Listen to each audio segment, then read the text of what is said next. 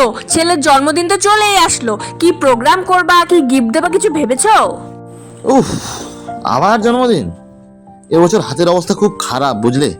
এবছর থাক, পরের বছর করা যাবে, ঠিক আছে? কি প্রোগ্রাম করবে না? একটা মাত্র ছেলে আমাদের, ওর প্রোগ্রাম করবে না? তুমি কি বলছো? ওর জন্য ভালো গিফটও আনতে হবে, প্রোগ্রামও করতে হবে, আমি কিছু জানি না। আচ্ছা, তোমার কি মনে হয় পুচকার জন্মদিন আমার মনে থাকবে না? আমি অলরেডি অনলাইনে বুক করে দিয়েছি, কালকে আসবে, দেখে নিও। সত্যি অর্ডার করা হয়ে গেছে? বলো না কি আনছো।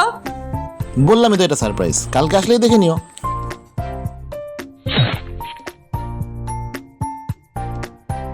এবার বলো গিফটটা কেমন হয়েছে? গিফটটা দারুণ হয়েছে, ও দেখলে খুব খুশি হবে।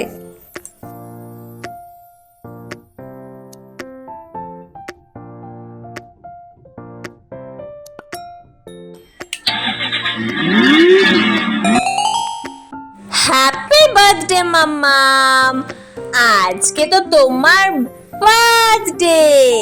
হ্যাঁ মাম্মাম। হ্যাঁ, আর একটু পরে আমরা সবাই কেক কাটবো, তারপর সবাই আসবে, কত মজা হবে বলো। হ্যাঁ আচ্ছা, তোমার কি বার্থডেতে একটা সারপ্রাইজ গিফট লাগবে? হ্যাঁ মাম্মাম। কত বড় গিফট লাগবে দেখাও তো। এত বড় লাগবে? মাম্মাম। তাহলে কি আমরা ম্যাজিক করে একটা সারপ্রাইজ গিফট নিয়ে আসবো? তাহলে তো তোমার চোখটা বন্ধ করতে হবে, তুমি চোখটা ঢাকো, ঢাকো চোখটা। 1 2 3, এবার চোখ খোলো। সারপ্রাইজ! হয়েছে।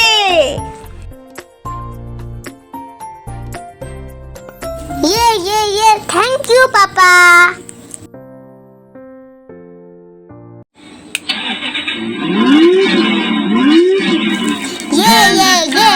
থ্যাংক ইউ পাপা, অনেক সুন্দর হয়েছে গিফটটা। বাবা, কেমন হয়েছে গিফটটা?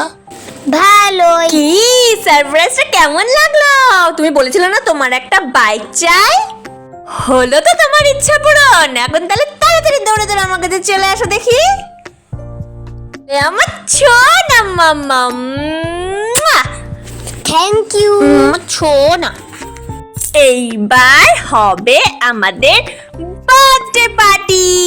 চলো তাড়াতাড়ি রেডি হয়নি আমরা, চলো চলো।